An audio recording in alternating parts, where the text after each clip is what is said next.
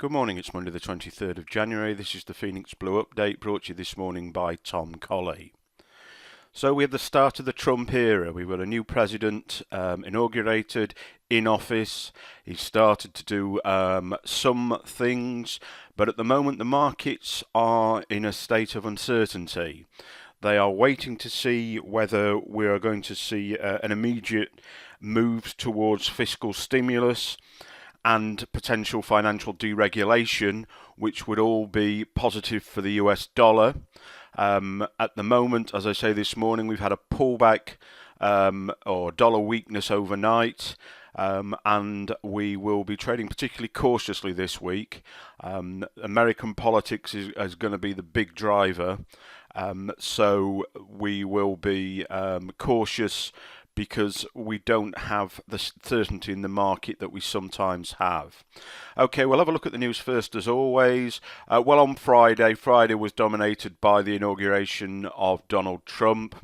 He did make a speech as we anticipated. It was somewhat a general speech. It was, however, isolationist, protectionist from the US point of view. And whereas US stock markets on inauguration normally rally, we didn't see that from the major US stock markets on Friday.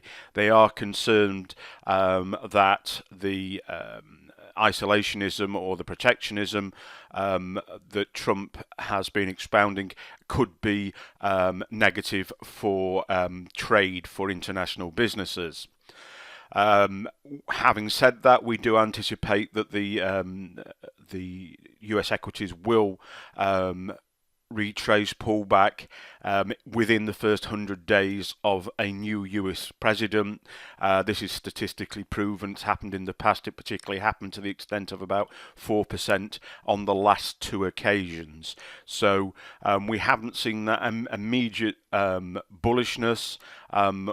We do, however, now expect the downside to play out over the next period, traditionally the first 100 days of the president.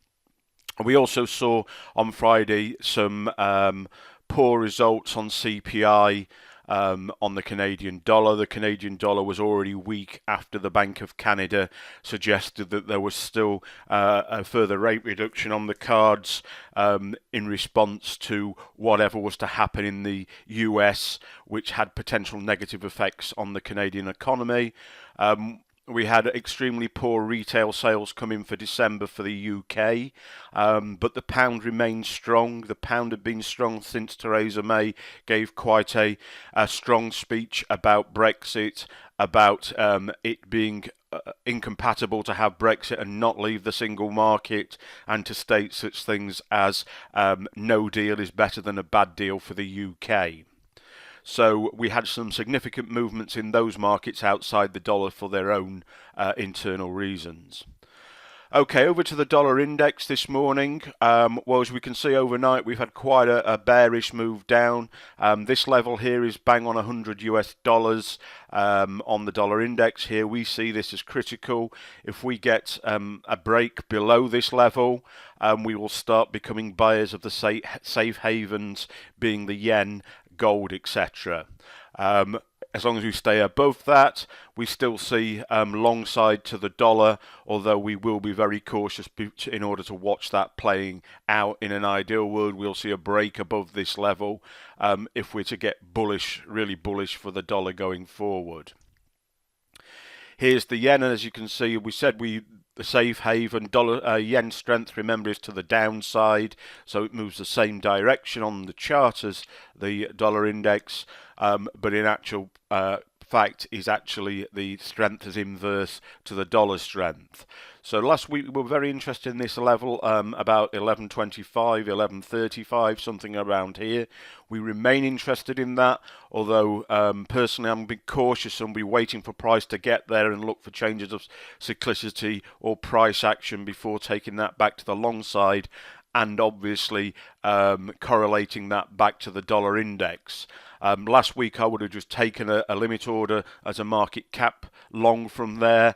Depending on what happens in the next few days, could potentially return to that scenario, but there's enough uncertainty at the moment for me to feel relatively uncomfortable to be sat with an order at that level. However, having said that, it is a market cap level, and to have a limit order with a 40 pip stop is part of our rules, etc. I'm just showing a little bit of discretion on that basis this week. Here's the euro. Well, we were short the euro through here last week. We took a short trade. We got money off the table, stops at break even, and then overnight we were stopped out as we saw the bullish move on the euro being the opposite to the dollar.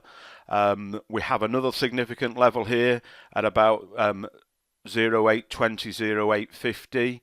Again, this is a market cap level where you could well have a 40 pip limit order.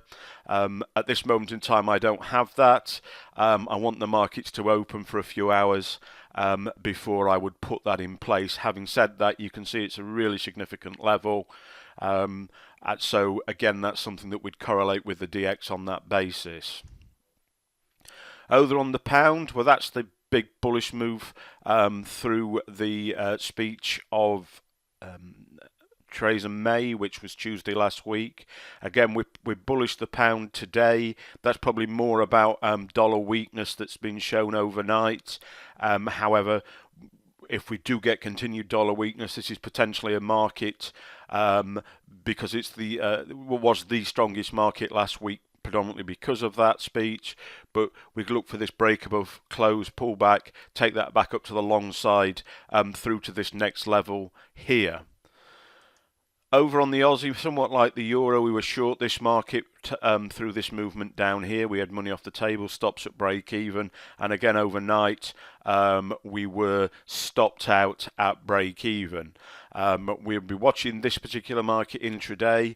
If we don't see the dollar index breaking below that $100 level, we will potentially be looking for intraday trades from, let's say, an H1 double top through this level here that we were trading from previously, which still remains a very strong and valid level. However, if we get a break to that, we're going to see a move right to the top here at about 700-800, or potentially even higher being the next stop for the Aussie dollar. But I would imagine that that will potentially take the break of that key dollar index level. We mentioned buying of safe havens. Well, this is gold. It's been extremely bullish over the last 4 weeks. It did have a pullback recently, last week, but it's now back, and we've got a scenario here, depending on how the dollar plays out. If we see that dollar weakness, we've got an opportunity through this key level here at about 122.18, I think it is, something like that, to take a retest of that level through back to the long side against dollar weakness.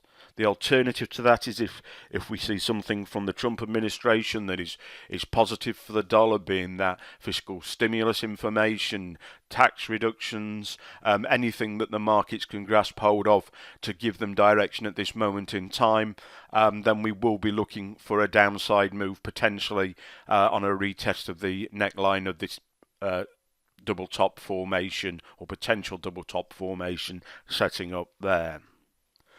The other market that I spoke to you about on Friday is we talked about platinum.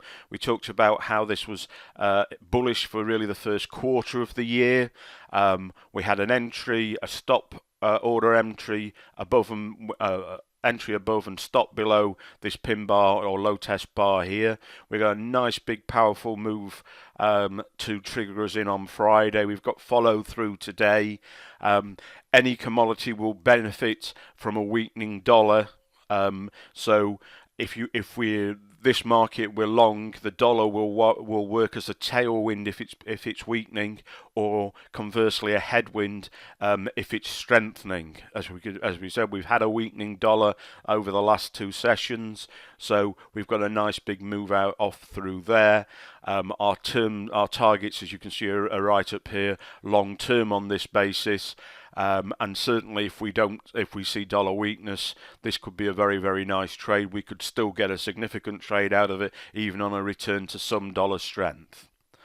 Okay, guys, so the watchword today, and it's been quite often the watchword recently, is caution.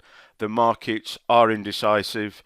They want to see what the new Trump administration is going to do. They're looking for definitives in order to act upon that. So in the meantime, trade cautiously, potentially reduce risk, and look for moves to start before jumping into them. Okay, one other thing to mention, our first free trading event of the year, when you get the opportunity to spend an afternoon with the Phoenix Blue fund traders, trading alongside them. You can learn a lot more about what we do, how we do it, and how we can benefit your own trading. The next free event is Thursday the 16th of January. The details of this are in London. The details of this will be on the website in the next couple of days. In the meantime, if you are interested, please just email info@Phoenix Blue, and we'll get back to you with details, invites, tickets, etc. Or you can go through the contacts page on the Phoenix Blue website. Okay, guys, so let's have a great week trading. Let's hope we get some nice, clear picture of what's going to happen for going forward from Donald Trump. Worth subscribing to his Twitter feed, I would suggest. It's the way he communicates, and I imagine the rest of the market are doing similar. Okay, thank you for listening, and we'll speak to you again in the morning. Goodbye.